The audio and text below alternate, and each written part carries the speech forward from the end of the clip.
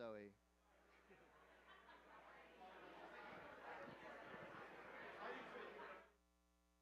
All right, welcome to our afternoon session and to the big event second half. Woo! All right.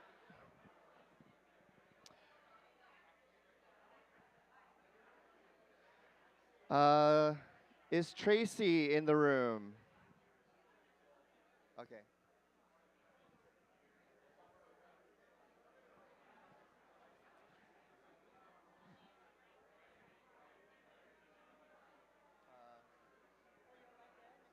Mariam, do you have 2 more waters? Yeah. Oh, okay. Do you need something to put your laptop? I don't think so. Okay. I'm Okay. just going to write down like a couple of points to question and to have Okay. some of the questions in advance. All right. All right, let's get the panelists up to the front. Maybe Zoe and Heather. I don't know if did you discuss beforehand where to sit? Then I think it's fine.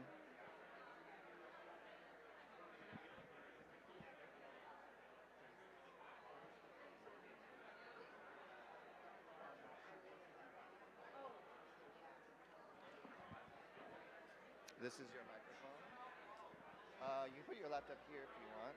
But I'm going to read from it. Oh, you're going to read for it? Yeah. Okay. And I'm going to take a note on it because I haven't pre-told them the questions.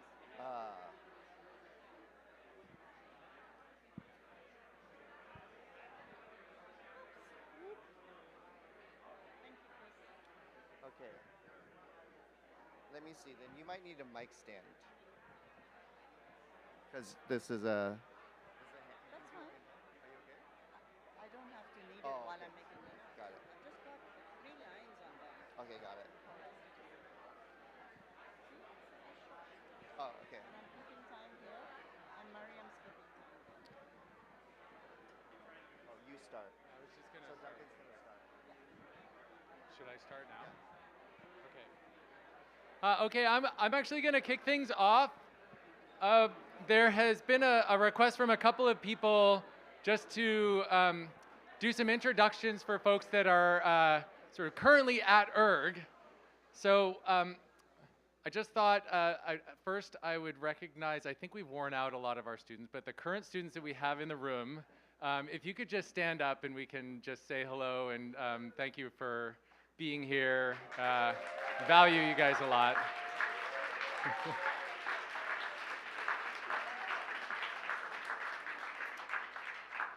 And then I also just want to introduce ERG's faculty because there are a number of new faces. Not all of our newer faces are here, but I thought I would just go through the folks that are here. So we'll start with Andy Jones. You could go ahead and stand up and wave.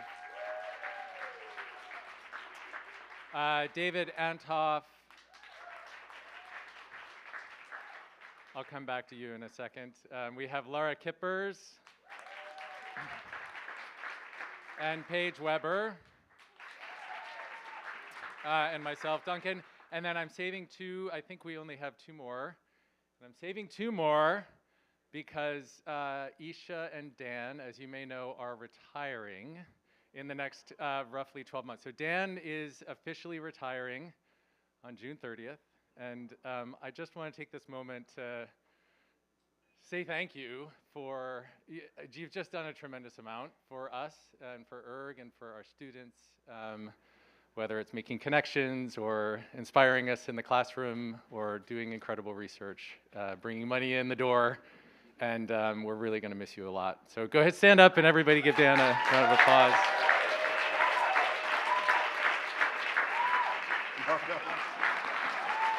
I need the microphone.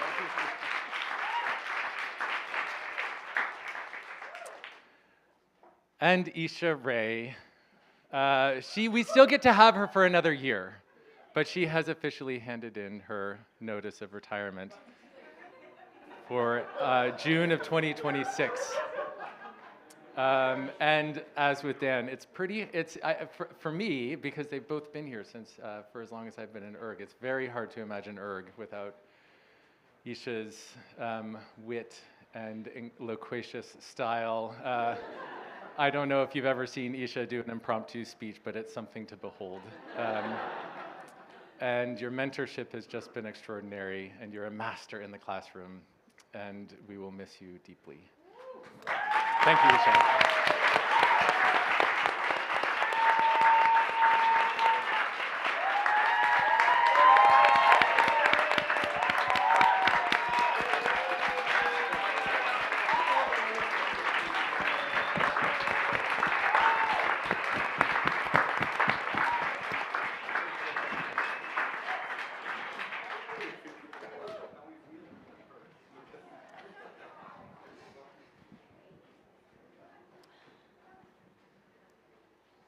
Thank you, everyone. There's one more, sorry, I didn't see Margaret, she's here.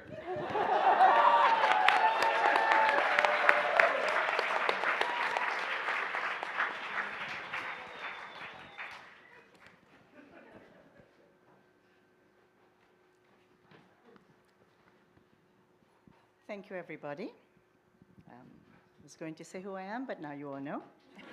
It's very much my honor to welcome to this panel three distinguished, all of you, of course, and three distinguished alum who will share their thoughts, leaning into their own work, which is what we've asked them to do, on the past, present, and future challenges and opportunities that are core to ERG's mission of sustainable environment and just society. Very quick introductions. To my extreme right, Zoë Chafe, PhD 2016, is head of the Air Quality and Health Technical Programs at C40 Cities. C40 is a network of 98 major cities implementing inclusive, science-based, and collaborative climate action at the local level. Her word for ERGies is persistent. Next, we have Heather Cooley, MS 2004, Chief Research and Program Officer at the Pacific Institute, co-founded by ERG's own Peter Glick, that combines evidence-based research with outreach and engagement to advance and to create and advance solutions to the world's most pressing water challenges, and through water, environment, security, food, and all things that are related to water, which of course truly cool people know is everything. Her word for ERGies is passionate. Tracey Osborne, PhD 2010, is an associate professor and presidential chair in the Department of Management of Complex Systems at the University of California, Merced campus. And she's the founding director of the UC Center for Climate Justice. Her word for ERGies is problem solvers. Now, I am going to give each of our panelists 3 prompts to speak to in the past, present, and future mode of our big event. So the 3 prompts I have for each of you are, what are 2 important past challenges within your areas of expertise? So pick the top 2 and give us your own work experience and expertise. 2, what are significant current challenges and opportunities, again, leaning into your unique and awesome experiences? And 3, what should be the critical next steps to prioritize if, again, you only had to start with 2? So in other words, we are not asking for the moon, but for your top 2 themes in the realms of the present, past, present, and future. Now, it's a tight program, so please give us your opening remarks in 5 to 6 minutes. After that, if you go beyond 6 minutes, I have taught all 3 of you, you know. And I am by no means averse to giving you my stern glare, which is a sign that you will definitely wish to wrap up.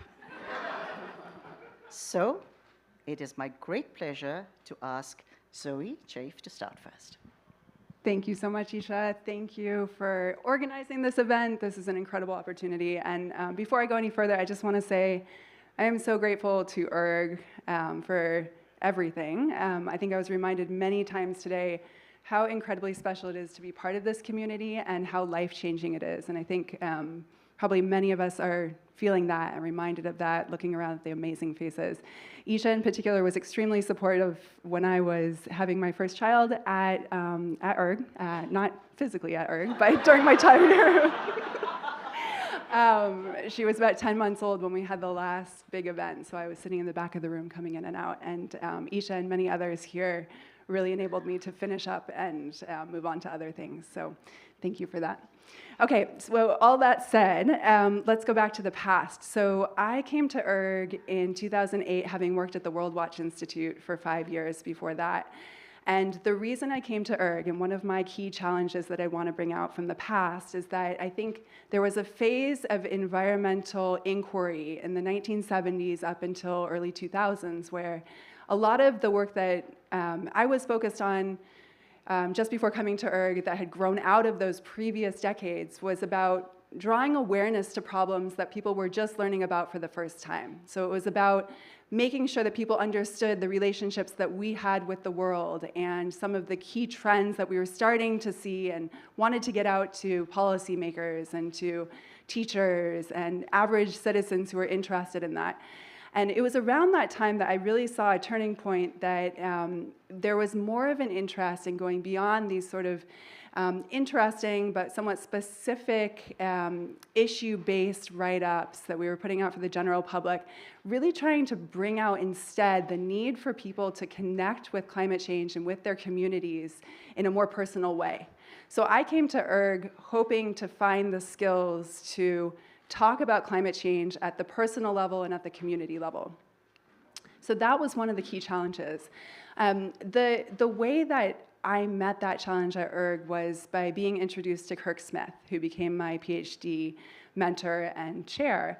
And Kirk turned to me the first time I met him and he said, well, it's great you want to talk about climate change at the personal level. Have you ever thought about, instead of talking about the effects of climate change, thinking about the benefits that we could have of mitigating climate change and realizing the other benefits for society and bringing that out.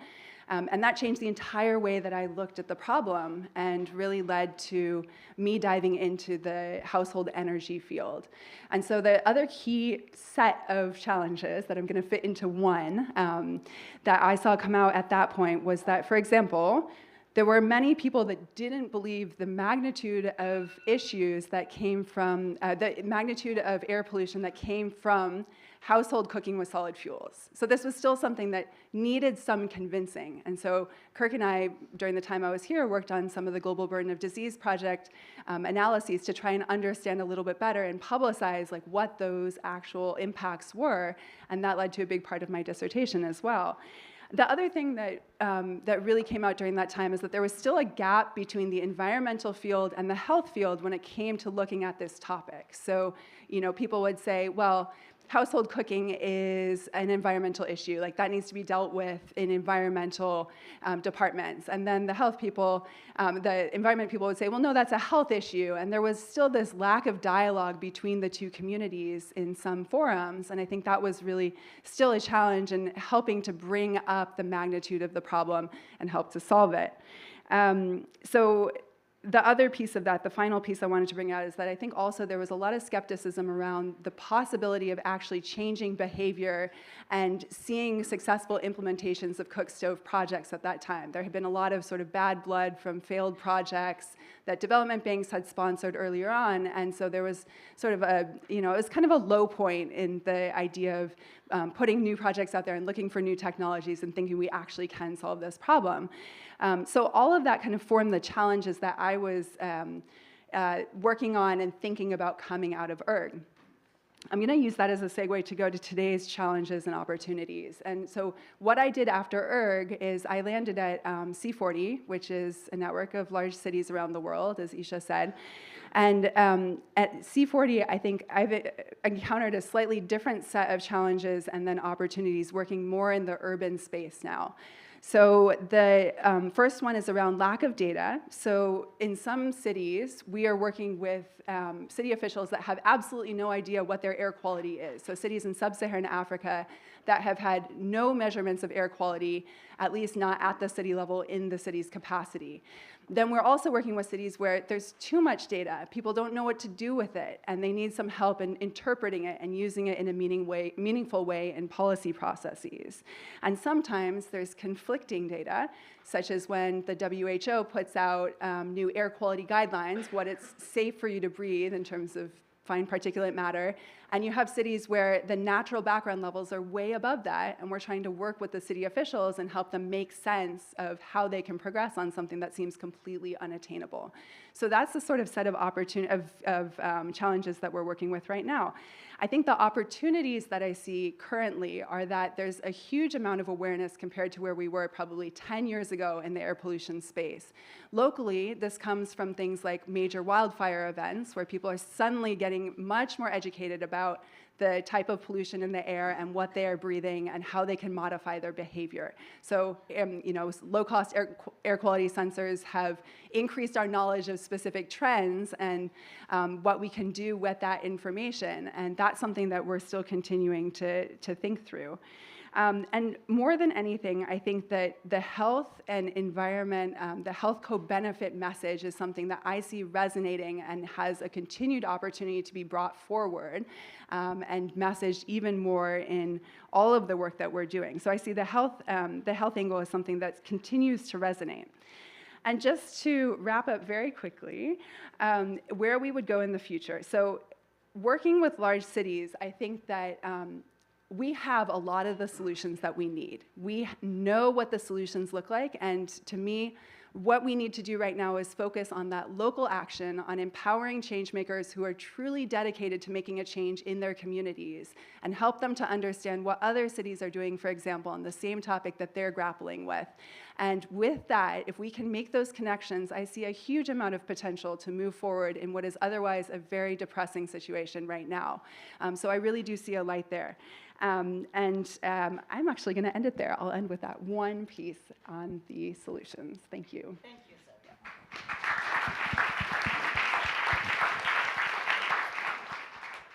Heather. Okay, thank you. So thank you for being here today. And let me also thank Chris, who was very persistent in getting me here, so I appreciate that. So I was very fortunate in that, I had the opportunity to work with Margaret Torn before I went to graduate school, all through graduate school, and then was able to work with Peter Glick following that. And when I came into ERG, I really didn't work on water. I too didn't really appreciate it or value it. It's something that I think is one of the critical past challenges. And it was really in my time at ERG that I started taking more classes around water. Took a fantastic class with Jeff Rahm just as I was leaving, and really started falling in love with water and understanding how connected it is to so many things we care about. So in terms of past challenges, it's really that failure to recognize the critical importance of water, and that is, I think, an issue I see all over. I think, though, it is changing. I think increasingly transitioning to today, there are tremendous opportunities whereby people understand the role water is playing, the connections between water and energy, the connections between water and public health, the connections between water and development. I think there has been a real groundswell in that recognition, and that's around the world. Now, granted, I still think a lot to do, but I think that recognition, that appreciation, and that awareness is critically important. The other opportunity I see today, and I chose to focus on opportunities because I think we all are surrounded by many of the challenges, but I wanted to be a little more hopeful. But the other challenge or opportunity I see today is around really the broad bipartisan support for water. Survey after survey that comes out, poll after poll shows that there is tremendous understanding about the importance of water. In fact, a survey that came out, survey was done in February, it just came out in April. This was a survey of 1,000 people on all political parties, and found that their number one issue was around safe, reliable water. That was the number one issue. Second issue was inflation, followed by the strengthening the economy. So over 92% 2% of people identified water as a key issue. So I think that is a critical opportunity, the fact that water is a connector, not only connected to all these other issues we care about, but an opportunity to connect all of us across the political aisles, and particularly important in these very fragmented and divided times. Looking forward to the future, 100% agree with Zoe in that the technologies are here. This is not a technology question, right? That was really the old approach. You know, how do we sort of build our way out of these water challenges? But looking into the future, I think the real opportunities are around people and partnerships. The opportunity to bring people together, whether it's cross-sector, whether it's cross-stakeholder groups, those are, I think, are going to be the way that we are able to then make progress at that local level, bring people in to solving these really complex problems. And when we see that progress, that then spreads and has a ripple effect elsewhere. So thank you. Thank you.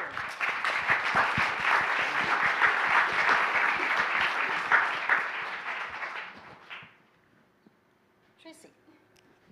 So yeah, thank you so much for the invitation to be part of the ERG 50th anniversary. It's a real honor to be here. So I came to ERG with already an interest in climate change mitigation in tropical forests. My family's from Guyana and part of the northern Amazon, so for as long as I can remember, I was really interested in doing work that would improve and make a difference in the region. So again, my area of expertise, my area of research is natural climate solutions, particularly an equity approach to climate change mitigation in tropical forests. Some of the key issues and challenges that I've seen in the area really stem from a kind of market orientation, a kind of economic logic that sort of sees forests and treats forests as a kind of low-hanging fruit, as a low-cost solution to climate change. And if done well, it actually costs a lot more. And because of that, the price of carbon has been historically low, and too low, honestly, to compete with some of the largest drivers of deforestation. So I work in the Amazon, and some of the largest drivers of deforestation are large-scale logging, cattle ranching, large-scale agriculture for soy and palm oil, and even oil development. And instead of carbon projects targeting those more extractive activities, we're actually seeing the focus on the land use practices of indigenous peoples and local communities. And that's created a lot of challenges, more of the social integrity challenges, and problems that a lot of indigenous peoples and local communities have expressed concern over. And so, a few years ago, and actually over the last few years, there's been a major wave of academic articles and also articles from investigative journalists laying out some of the key concerns of forest-based carbon offsets, mostly for REDD+, which are reducing emissions from deforestation and forest degradation. Some of the issues that they've raised and that we've known about for decades, but that was really sort of prominent in the media, was around environmental integrity issues. So the failure of environmental integrity. So many of the projects were over-crediting, so there were really weak and very flexible methodologies that led to manipulation of baselines and over-crediting of carbon projects. There were also issues of, projects weren't necessarily additional. They would have happened anyway, or the carbon stored wasn't permanent, or carbon protected in one area, those emissions would just be displaced and happen elsewhere. But then there were also many of the challenges around some of the social integrity issues. Communities weren't consulted or informed properly beforehand. There's an expectation with forest-based projects that there are going to be co-benefits, and oftentimes those benefits were very minimal, if they existed at all. There were also issues of the benefit sharing, where much of the revenue would go toward project developers or intermediaries as opposed to the communities. And then also safeguards were often quite weak. So these are some of the key challenges that have been raised and that we've known about for a long period of time. I think the current challenge is that we have now a crisis of credibility. There's very little faith in carbon projects, particularly forest-based projects, and we've seen a reduction and a drop in the value for the carbon market for forest-based carbon by about 60%. And so what's the opportunity? I think there's a real opportunity to develop high-quality carbon offset projects that are also community-oriented. And we see that there's a real demand for high-quality projects, especially community-based projects, where buyers are willing to pay $25 to $50 per ton of carbon.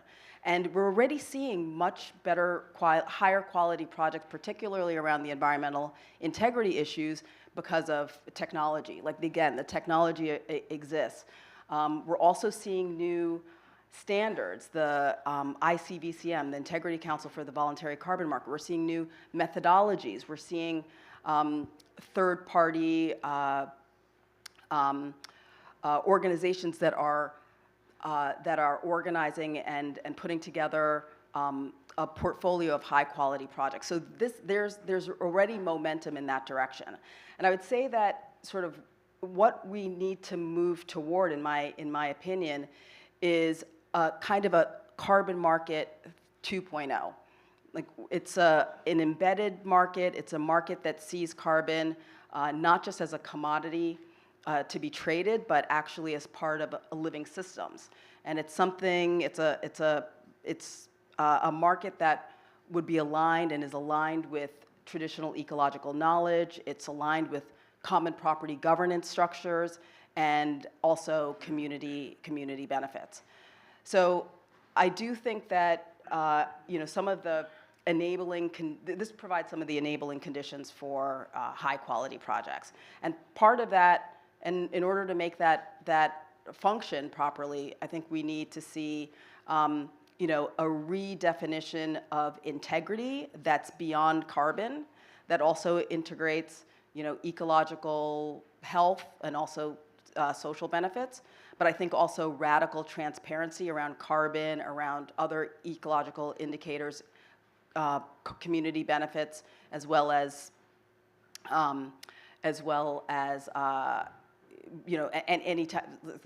any type of like safeguard.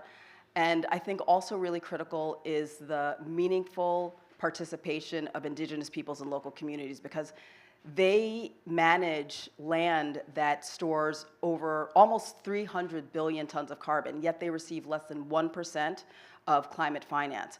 And so it's going to be really critical to more deeply engage those communities. That's going to require a redefinition of how we understand additionality, but I think that given also the importance of those regions for biodiversity, I think we've got it's an important challenge.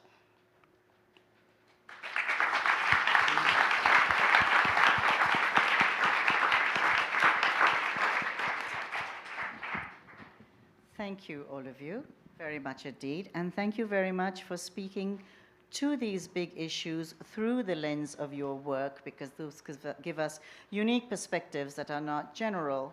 But I did want to bring up, for our first part of our discussion, a couple of points that I thought might be common in some principle to all of you, but you might have been dealing with them or seeing them as either challenges or opportunities in uniquely different ways. And the first piece I want to connect to is something that Zoe said right off the bat, which I was very impressed by and interested in. And you said the big challenge that you faced in your work is the need to connect personally to communities and really be able to communicate with communities, have communities participate, and have them connect to problems of climate change that they otherwise might not connect to. And I'm thinking that this must be true in your cook stove work and your cities work.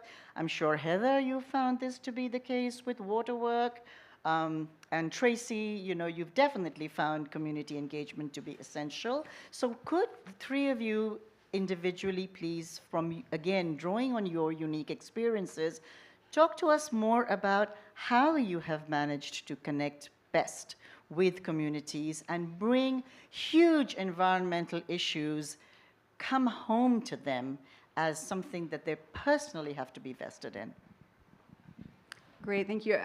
So when I speak about communities now, I'm actually going to speak about local government, if that's okay, because that's the touch point that I have most often. So local government is basically the client that I work for in my job right now. So we serve the mayors of the 98 cities that we work with. In operation, I work mostly with technical city staff across different departments. Often it's someone who's designated to work on air quality, but they might work on transportation or some other issue as well. My goal is to empower those folks, especially the ones that are reaching out to me and saying, hey, can you help me with something, to empower them with the evidence that they need to make better policies in their home city. So what that usually means is that we are taking specific information or a specific downscaled model, which may have been partially created by some people in this room in MAP. And so we're using pieces of the global burden of disease, we're using the INMAP model, et cetera, as inputs. We're processing that information. Ideally, we're actually helping them to do the analysis, but in most cases, we are doing the analysis. We put out a report to their specifications. We work with them. We make sure that the report is addressing the specific needs that they have. We hand that off to them, and we watch how it then goes through the policy process.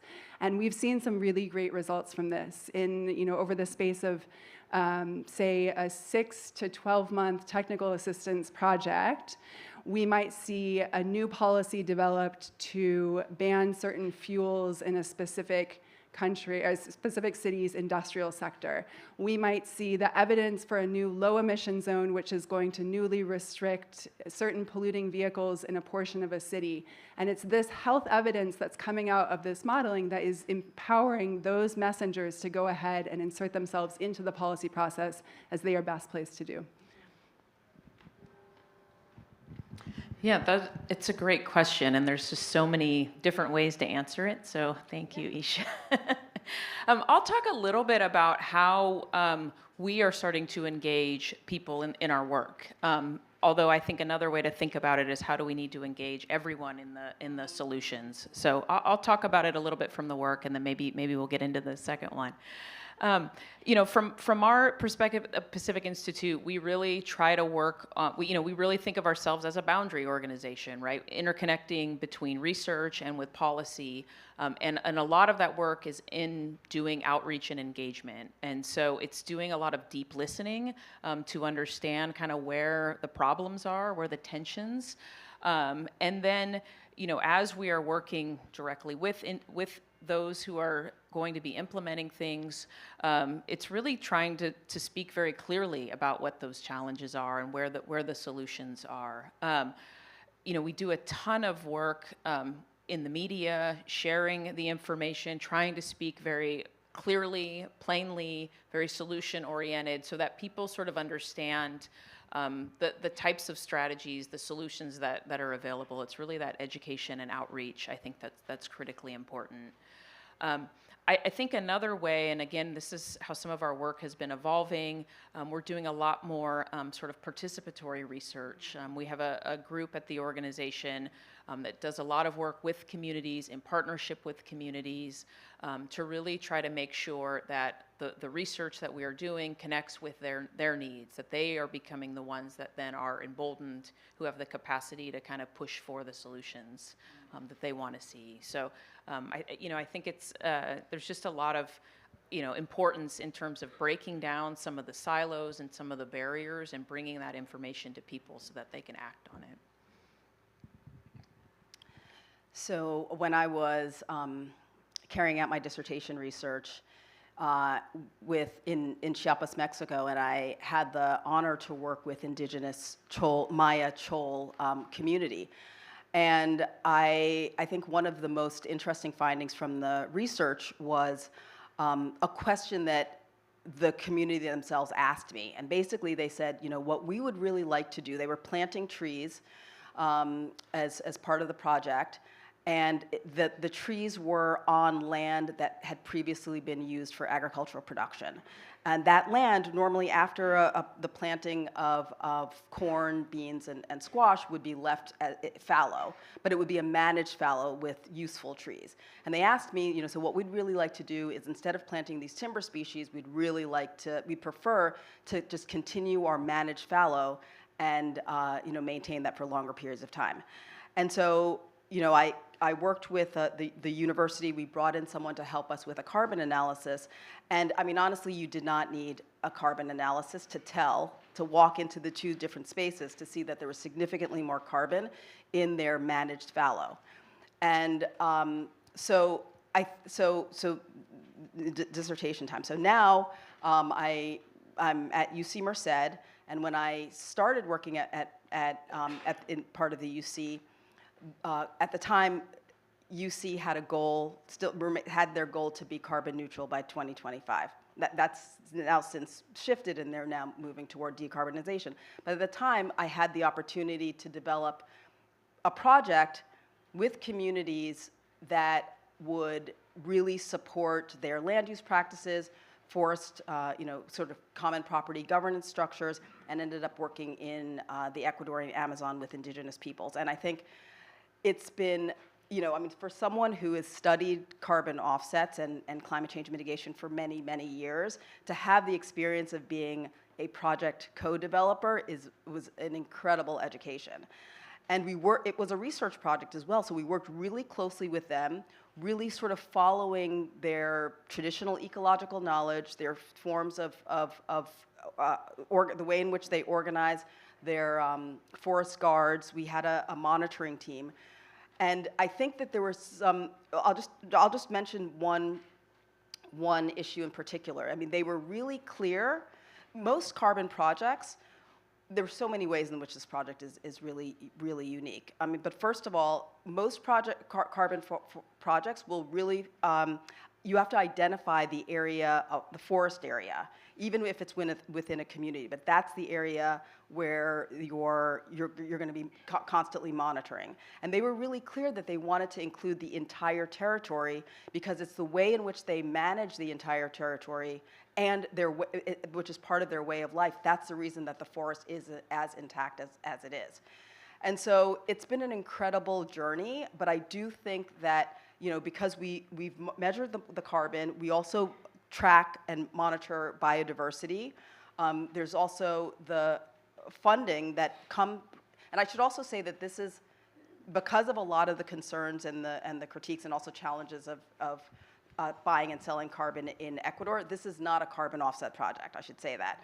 We've done everything as if it is. It could be, and actually the Ministry of the Environment would love for us to be part of their portfolio.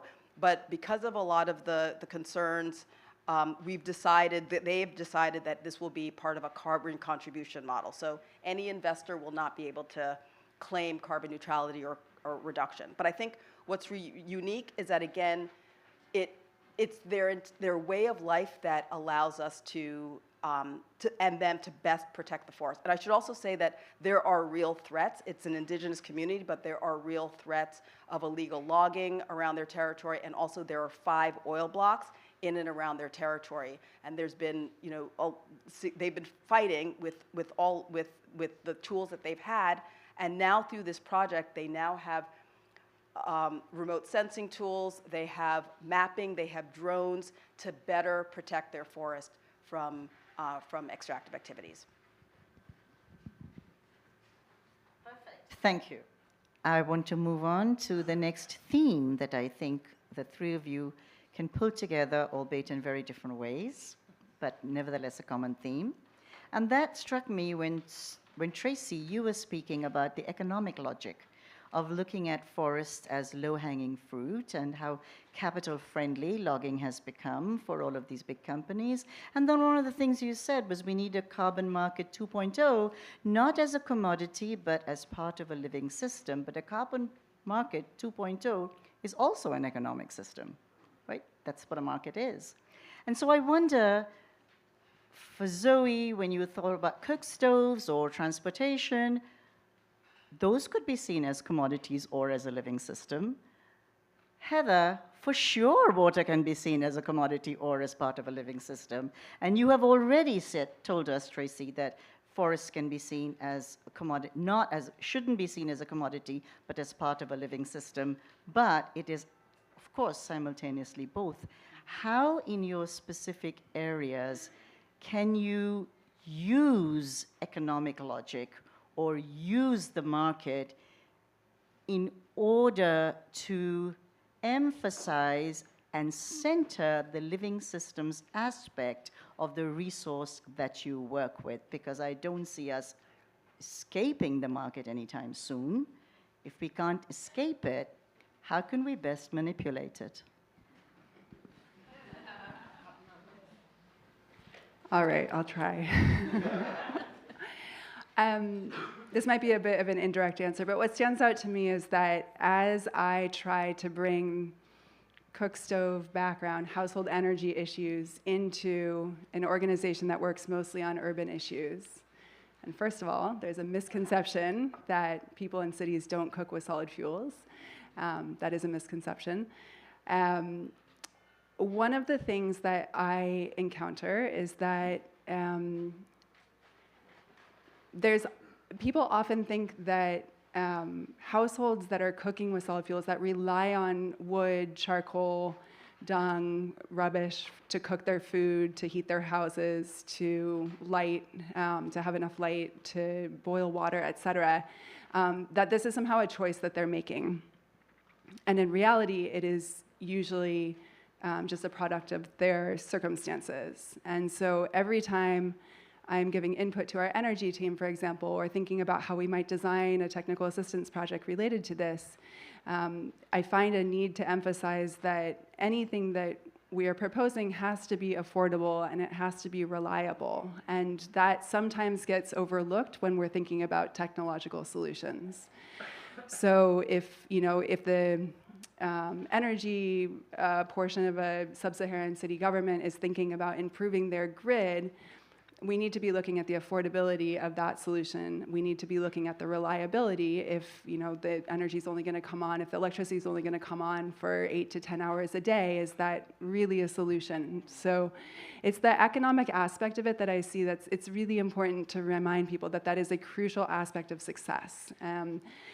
There's other things I could talk about with the way we make economic arguments for solutions, but I'll leave it there for now. Yeah. Yeah. So I think some of the ways we've sort of approached this in our work, because I think you're right. You can't step away from the economic argument. Is to really try to open up the things that we're evaluating and quantifying and valuing and bringing those in. And so we've done a lot of work in thinking about the multiple benefits around water and around water systems, water investments. To try to bring in, and it is imperfect, but there's much that we can't quantify. There's much that we can't put a monetary value on, but it's getting us at least in the zone. And so, to the best we can, bringing in, thinking about water, bringing in elements around carbon, bringing in ecosystems. So trying to quantify and value those co-benefits and costs, frankly, into those equations. I think that's been really important. It's again, I think another piece is really emphasizing, though, we can't just be making decisions based solely on the economics because of the shortfalls and the shortcomings of that. And so really trying to emphasize there are other important things that we can look at qualitatively into that decision-making process. So yes, exactly, and combining that. So, to the best we can, opening up the economics to the, but then also recognizing its limitations. I think that's been, strategy we've tried. Yeah. So so in terms of the carbon, so as I mentioned, this project is. It's a carbon contribution, which is essentially, there's very little demand at the moment for a carbon contribution. So it has been a bit more of a challenge to find investors. There is a massive, funding gap when it comes to climate. I mean, it's trillions of dollars. And so I do think that in the climate space, we need as funding from the public sector, from multilateral funding, as well as private sector. And again, if done well, a carbon market, a voluntary carbon market for natural climate solutions can generate $20 billion a year in the next few years. So I think we need all of the funding as possible that we can generate as possible. So I think moving forward, we're really interested in creating new methodologies and a standard that could really allow us to duplicate and scale the project that we did in the Ecuadorian Amazon, because it is extremely unique. And again, we measured, it's a much broader set of environmental indicators that we pay attention to.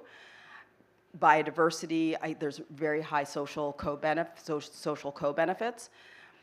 But carbon is still a unit that is known. There is an existing market for carbon. So in order to communicate it to buyers, and there is a demand for it, in order to communicate for buyers, we wanted to still use that unit. A lot of folks came to us and said, why don't you just turn this into a biodiversity credit? And we were not interested in a biodiversity credit. I mean, first of all, I actually think that I have some concerns about biodiversity credits and markets. I think that they operate very differently, but it just felt that it's a high quality carbon unit. It's a unit that's known. We could generate. I mean, again, if this were a carbon project, we could easily we could get $25 to $50. Like I already know that. Like we've been offered significant amounts of funding, but again, it's not. So I do think that we use the market, but we create something that is holistic, that is, again, it's really very much based on their high benefits, significant benefits to communities. It's got high environmental integrity, but we still maintain the unit of carbon. And again, there's now a real demand for these high quality units. Well, one thing too, Isha, Yes. if I can just say, one of the things we've sort of noticed with projects, in part water projects do provide a number of co-benefits. Through that process and identifying those, you're able to bring in sort of more stakeholders who are interested and can fund the parts that they're interested in. And so I think particularly as we're seeing limits on the amount of funding available and again, I'll speak specifically about water, but I think it applies more broadly, is we're seeing real limits on the amount of money that are available. The idea that we can sort of consider the benefits, bring in then people who are willing to make those investments and really build a bigger sort of tent for people. It not only brings in more funding, but it gets a lot more political support and more support from the community, where they can see that these are projects that are providing multiple benefits. We can get people then who are out there pushing for them, and so that it's not just one group or the other. Wonderful. We're opening the floor up now. I'm sure some of you have questions. Are there any questions from the floor that you would wish to ask? And please tell us whom you're directing your question to. Which panelist?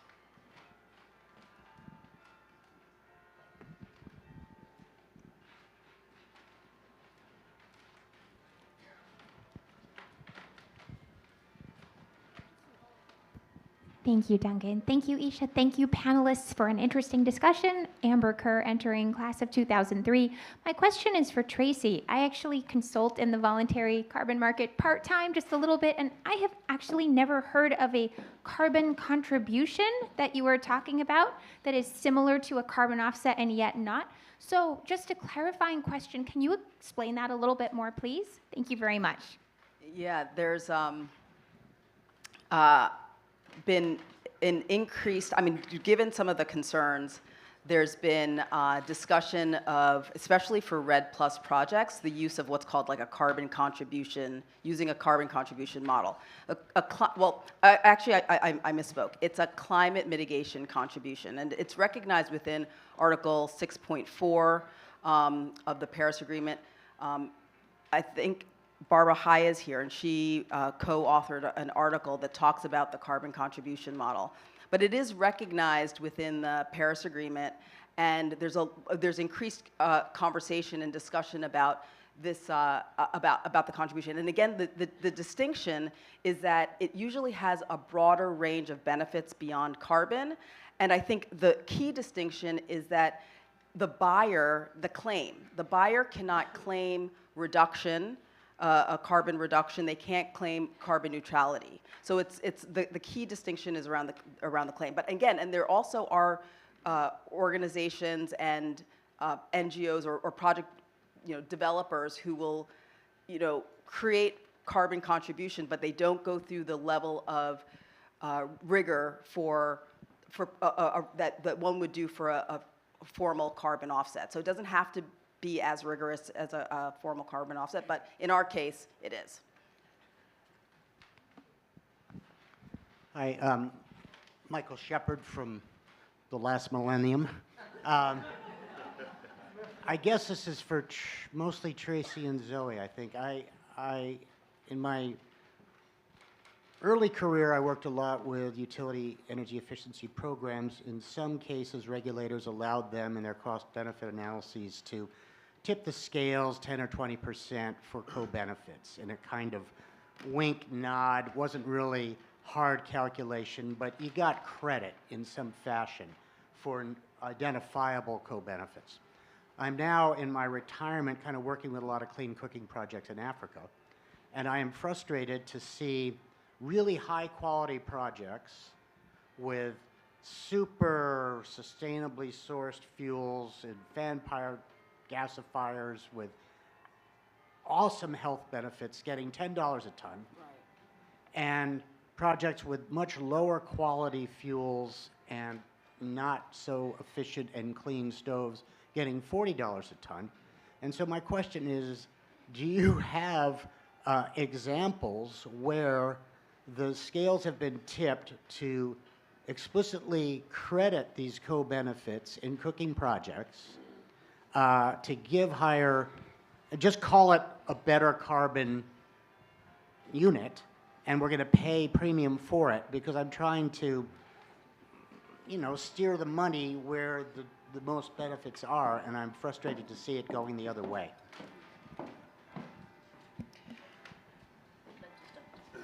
I can just jump in really quickly. There are these rating agencies, third-party rating agencies that do it's like another level of verification, and those projects tend to have higher, can receive higher prices. I don't know the cook stove area as well, but in a lot of ways, I think based on the project that I just described in Ecuador, because we used an existing certifier, but it was qualitatively different. This project was qualitatively different in some similar ways as you're explaining. And so I do think that, and we are seeing the emergence of new standards, but that's some of the work that I've also been involved in, because I think there really needs to be a way to sort of distinguish some of these high quality projects. I don't have an answer for your question. Dan wants to follow up with you later, I can tell. But I will say, I'm going to pivot just a little bit and say that I think there is really still an opportunity to build out the co-benefits economic argument, and that has to do with the way that we talk about co-benefits at different levels of government, right? So we've done a lot to understand sort of metrics that resonate with communities or with businesses that you're speaking to, whoever your audience is, and there's still definitely more room for innovation in that area. So, we can tell you about the economic costs, the health savings associated with the project, or the costs associated with less sick days out from work or school. But beyond that, it gets a little bit more complicated and murky, and we would love to have more research on that topic that we can easily put into a methodology to use. So, Dan, go ahead. So if Barbara Hai, could you just stand up for a second? So Barbara Hai and Annalise Gill-Weil, who's not here, led a paper that we published last year in Nature, Sustainability. I can never tell, nature is proliferating a bit at the moment. But what we found is that there were a whole set of companies, I would call them carbon crooks, that optimized around the testing protocol, not around the stove. And so Barbara and Annalise have led this effort to really focus on the stoves that are better for cooking and better for carbon. And they are in the new standards, but they take just about a year to move through the system. So Annalise and Barbara are the two to reach out to. We do have time for other questions, so who would like to speak?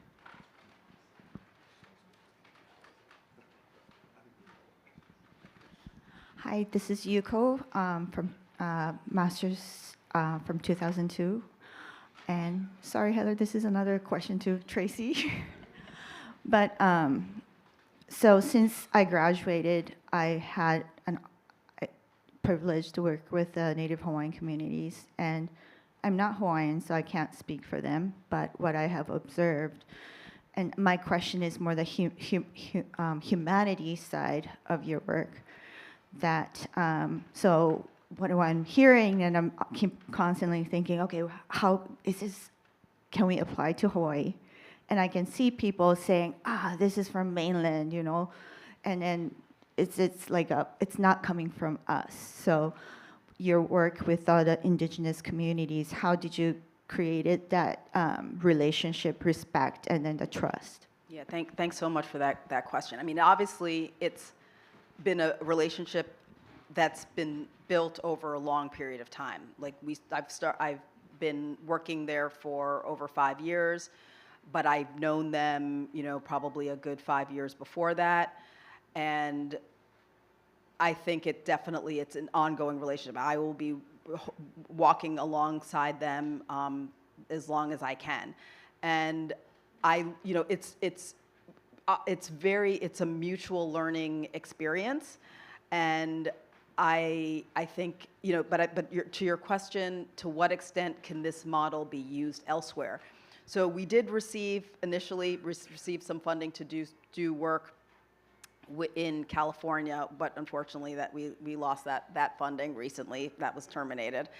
But we were working on with the Native Indian Carbon Coalition, and to also kind of develop a similar set of methodologies based on this kind of climate justice standard approach. So the idea, I mean, I think at this point we really want to build this out in the Amazon because it's very similar context. But I think ultimately we're hoping to you know, collaborate and work with others to be able to develop a set of tools and frameworks that could be used globally. So, I mean, we're not there yet, but I know that there's, just based on a lot of the spaces where I work, there's a lot of interest by indigenous peoples and local communities globally for something like this. Because obviously, most projects, communities are participate as stakeholders or participants, not as leaders, as, you know, designers and co-designers and co-developers, where their knowledge is really front and center. So I do think there's definitely room for, engagement. Heather, I wanted to give you a chance to jump in because you mentioned in your remarks that Pacific was doing more work in a participatory manner with stakeholders and communities, and that also needs trust and respect. So I wonder whether you'd like to share a couple of comments on your experience. Yeah, similarly, that is some of my colleagues at the Institute. It's sort of a newer program area around water and climate equity that we've been developing for a number of years, and we're able to bring some, we're fortunate enough actually to get some multi-year funding to be able to bring in some team members that were able to really lead that work. But it's a long process around building trust, relationship building. They have very sort of formalized agreements that they do in terms of how they're going to work with each other. What are sort of the parameters around that? What are the rules of engagement? What are the expectations for each group? And so, you know, it's really, I think, critically important work. It's a slow process. It's not a fast process, but I think ultimately it pays, you know, huge benefits that the community is able to kind of speak for themselves and advocate for themselves. You know, I think the team has been just tremendous in terms of really stepping back, and letting those folks speak, let them speak out with the media when the work comes out, so and make sure their voices are really front and center. So it's really work I'm really proud of. I'm really just delighted we've had that opportunity to bring folks in. Thank you. Zoe, do you have any comments on this? I know you speak to communities a lot.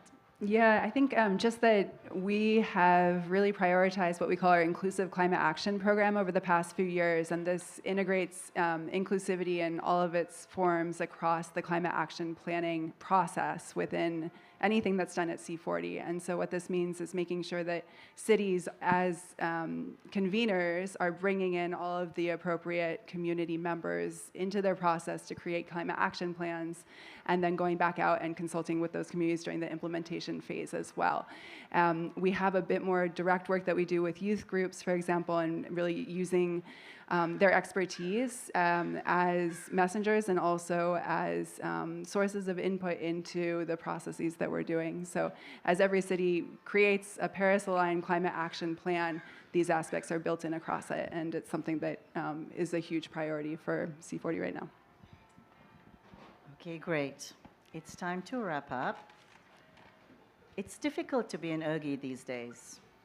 It's not difficult to look back as an ERGie with pride, but it's a little bit hard to look forward with hope and optimism at this moment. But I think that we want to thank our panelists for bringing up not only the challenges that they have faced and overcome, the opportunities that they're seeking to create and advance and work with, because every overcoming and every opportunity is actually a sign of hope, which is a commodity we very desperately need right now. And I'm very hopeful that our panelists have given us some ways in which to look forward to fresh opportunities and innovative ideas, which we can use ourselves in the work that we do in our individual lives as we make progress. So thank you very much, all three of you. That was amazing. Thank you.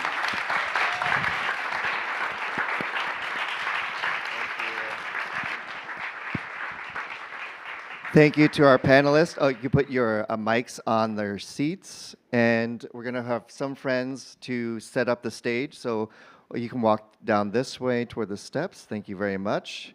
And while we set up the stage for the next thing, which is in memoriam, let's get into a mindset of thinking about that. But I know we've been sitting for a while, so I'm going to have you, here are the instructions, stand up. We're going to do a breathing exercise and then sit back down. So if everyone can stand up. And we're going to inhale for 4 seconds and then exhale for 4 seconds. Ready? Inhale, 2, 3, 4, and exhale 2. We'll do it again. Inhale, 2, 3, 4, and exhale 2. And the last time. Inhale, 2, 3, 4, exhale 2, 3, 4. And you can give somebody a hug or just look at them with happy eyes. And we'll sit back down.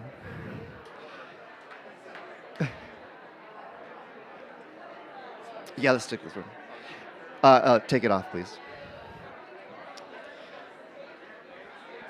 And I will call up Rashmi to the stage.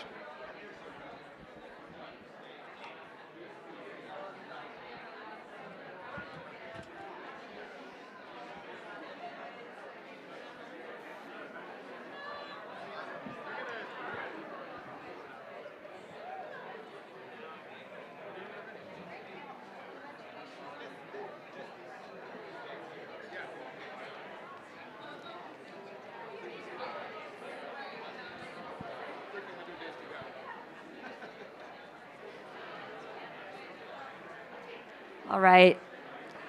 Getting back to what's up here. Today we're celebrating ERG's 50th anniversary. 50 years is a long time. It's enough time for young professors to begin their careers, help build out a visionary program, see that program grow, and then pass away knowing that their legacy will continue to thrive for many years to come. It's enough time for a fresh graduate student who begins their career journey with mainly just a deep desire to make the world a better place, to become an expert in their field, raise a family, take on a leadership role in a world-shaping institution, and leave this world knowing that they did make a difference.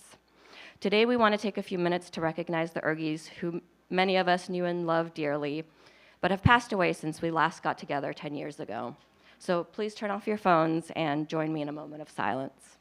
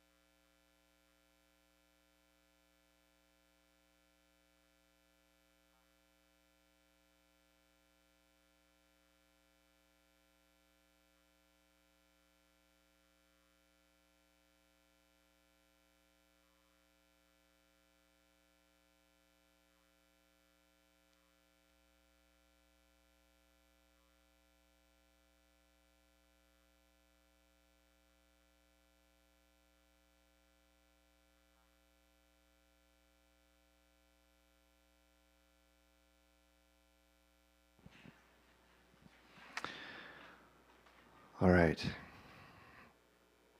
I didn't realize how what we'd all go through watching this. As I made it, I was constantly awe-inspired by what people had been doing with their lives, and I'm glad we were able to honor them today. And now we're coming toward the close of this portion of the session, and we wanted to thank some people. And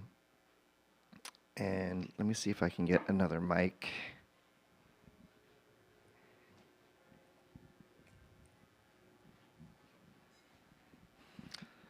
So this will be the first time Amanda will be on the mic. And we're going to thank these people for the work they did to put today on, but I also want to thank every one of them for working with Chris and I. One of my favorite ways to get to know people is to work with them. I think you really get to know them and appreciate them.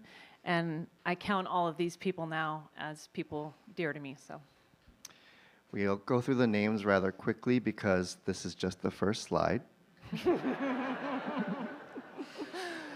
a lot of volunteers, thank you. We counted about 70 people.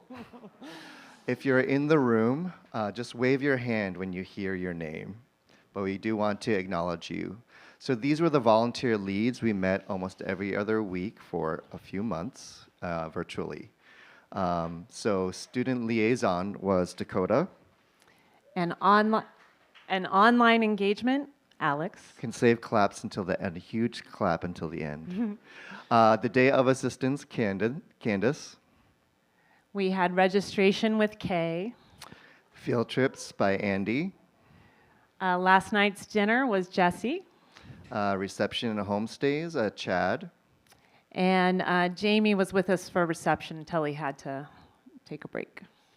The bar takeover by Diego, and Deepa helped too. And Memoriam with keynote and plenary. Networking by Sarah. Breakout, Sam. Band is coming up next this evening is Sasha was leading that.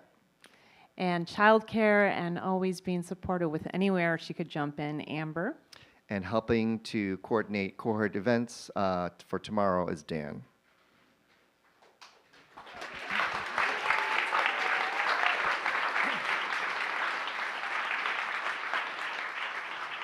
And now we'll recognize the speakers and breakout facilitators. So we're going to acknowledge them by first name.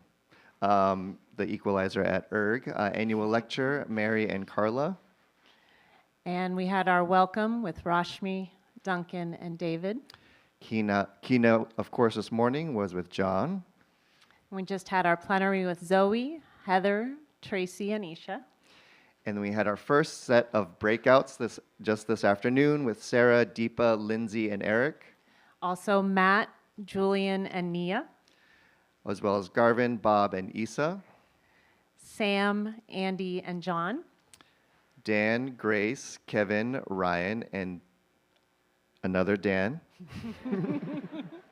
And then we had Zach and Laura. And then we had Breakouts 2 session with Rashmi and Lindsay. Malini and Jesse. Anna, Julia, Arne, and another Jesse. We had Ronnie and Sasha. And then Emma Lawrence leading one of the breakout sessions. And give them a clap.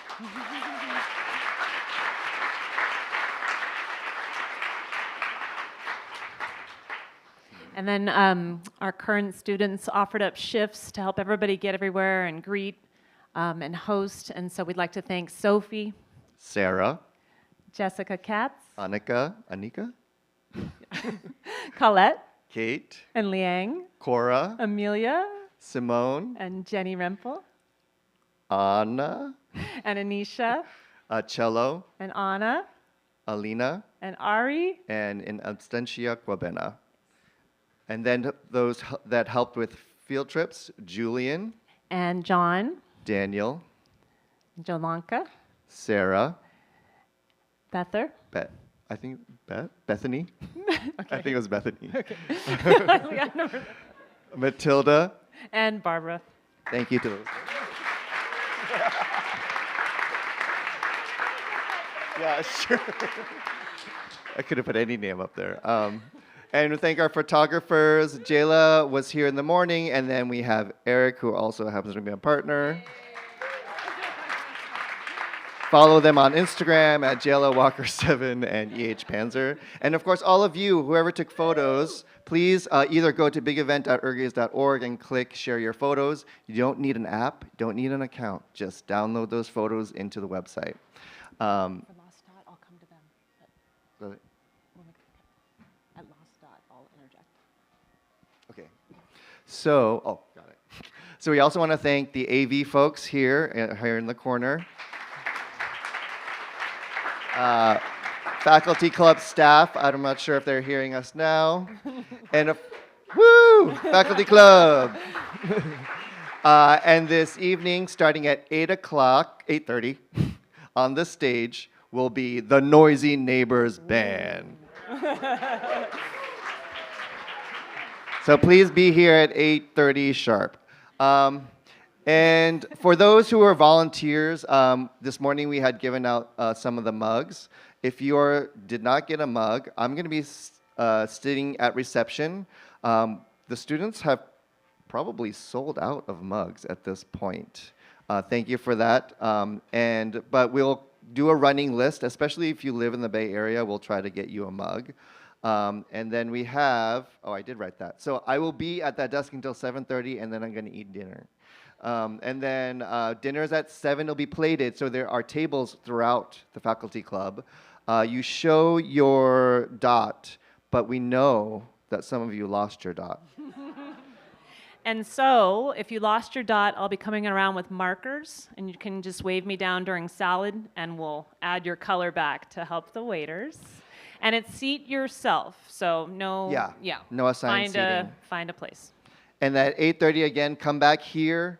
The chairs will be taken away. As soon as you leave, they'll start taking away the chairs. There'll be an open space. There'll be bar tables around. There'll be the band. I will make announcements at the beginning, and then the band will have desserts out. There'll be dancing, and the photo booth will be open again at 8:30. So please make the money worth it of getting that photo booth by bringing your friends and taking unlimited photos. Unlimited photos. And then 10:30 is closing time, and then out of here by 11. So see you at 8:30.